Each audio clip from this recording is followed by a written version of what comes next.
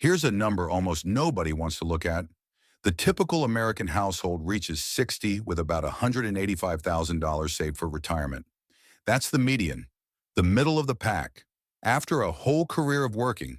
And look, 185 grand sounds like real money until you run it through the one piece of math that actually decides your retirement. At a safe withdrawal rate, that nest egg pays you about $600 a month. 600 for the rest of your life.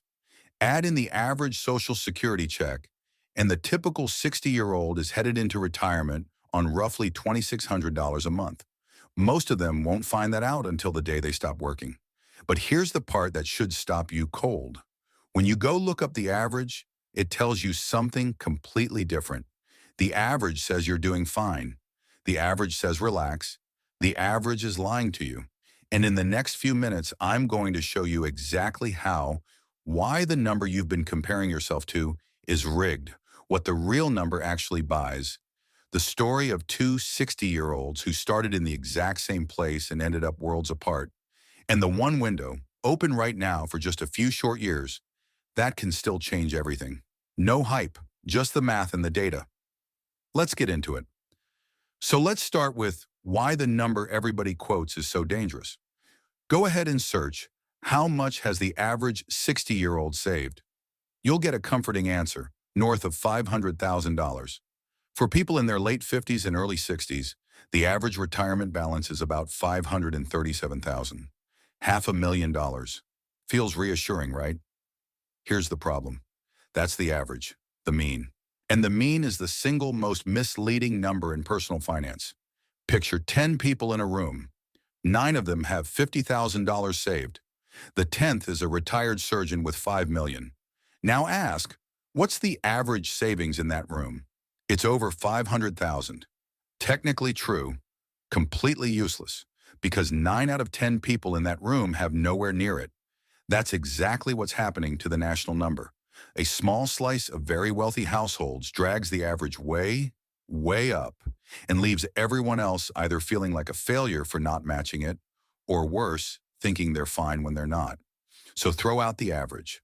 The number that actually describes you is the median, the person standing right in the middle. And for households aged 55 to 64, that median is $185,000. It gets sharper. If you look only at what people have in their 401k, the account most folks count on, the median for that same age group is about $88,000. The average for that account? Almost $245,000. Same trap. The mean says 245. The middle says 88. Whenever someone tells you the average retirement account, your antenna should go up. The average is the surgeon. You're probably one of the 9. Okay, so the real number for the typical 60-year-old is somewhere between $88,000 and $185,000. Let's be generous and use the bigger one. What does $185,000 actually pay you? There's a rule retirement researchers have stress tested for 30 years, the 4% rule.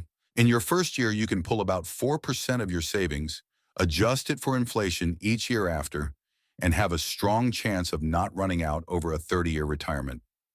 4% of $185,000 is $7,400 a year.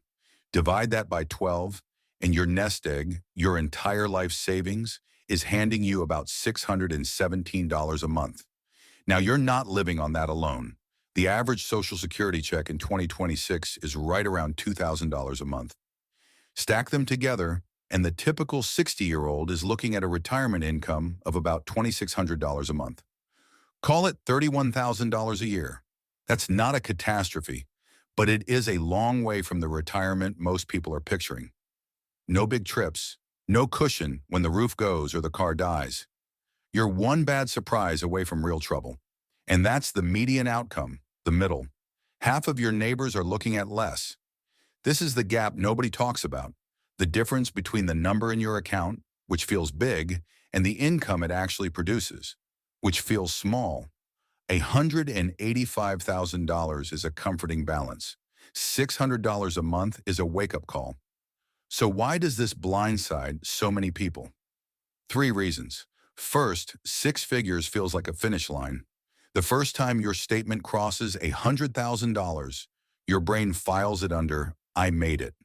But a six-figure balance and a six-figure income are two completely different things, and almost nobody does the conversion until it's too late.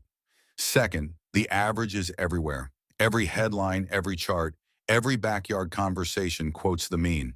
So you measure yourself against the surgeon and either panic or, worse, relax. And third, the math hides until the day you need it. While you're working, your paycheck covers the gap. You never actually feel what your savings produce on their own, not until the paychecks stop and that $600 a month is suddenly the whole story. So people walk right up to 60, sometimes 65, genuinely believing they're on track because the number in the account looks fine and the number everyone quotes looks fine. Neither one is the number that matters. Let me make this real. Meet David. David is 60, worked hard his whole life, never carried crazy debt, house almost paid off. He's got right around $185,000 in his retirement accounts. Dead center, the median.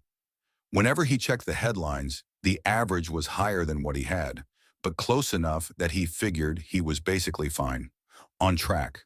A couple more years and he'd retire at 62. Then one weekend, he actually ran the numbers. Not the balance, the income. 4%, $617 a month from his savings, $2,000 from Social Security if he claimed early at 62, $2,600 a month to cover everything for the next 30 years. David didn't have a spending problem or a debt problem. He had a comparison problem. He spent 20 years measuring himself against an average that was never describing him, and it whispered, "You're fine," right up until the math set him straight. Here's the thing, though. David is 60, not 70. And at 60, he's standing in front of a window most people don't even know exists. Because here's the good news, and almost nobody takes advantage of it. The last 5 to 10 years before you retire are, dollar for dollar, the most powerful years of your entire financial life. Your income is usually at its peak. The kids are grown or close to it. The mortgage is nearly gone. For the first time, you can throw serious money at the problem, and the tax code is practically begging you to. If you're 50 or older, you can put $8,000 a year into your 401k on top of the regular limit. That's a catch-up contribution. And in 2026, it brings your total to $32,500 a year. But watch this. There's a newer rule most people have never heard of. If you're between 60 and 63, David's exact age, you get a super catch-up. Your catch-up jumps to $11,250, which pushes your total to $35,750 a year. In the precise window when David thought it was too late, the government just handed him the biggest contribution limit of his life. Run that even a few years, with growth, and a person sitting at the median can completely change their trajectory. The final stretch isn't the consolation prize, it's the main event. Now meet Susan, same age, same starting point, $185,000 at 60. The difference is what she did with the window. Susan made 3 moves. Nothing dramatic. First, she went all in on the final stretch.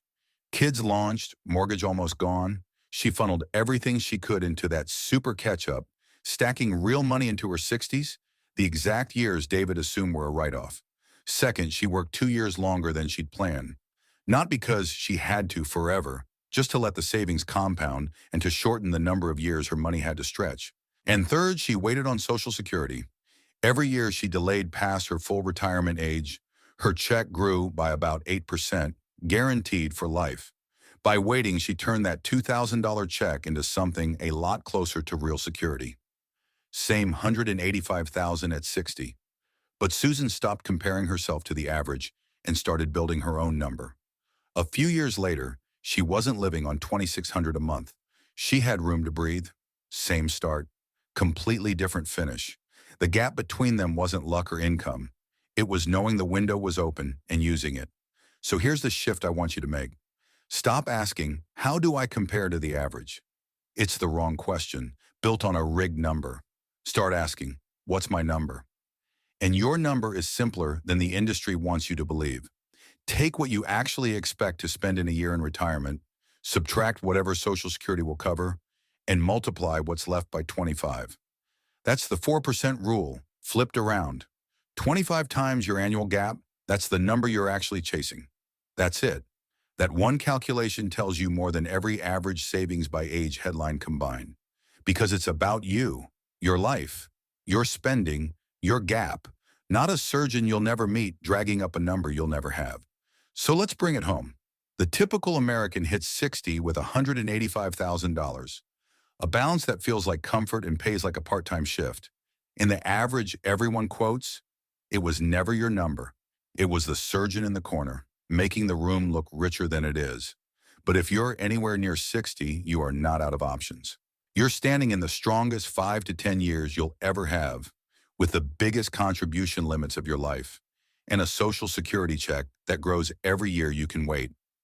David had all of that and almost missed it because a fake number told him to relax. Susan had the exact same start and used the window instead. Average is not a plan. Average is broke. Don't aim for it and don't let it tell you you're fine. Run your own number, then go use the window while it's open.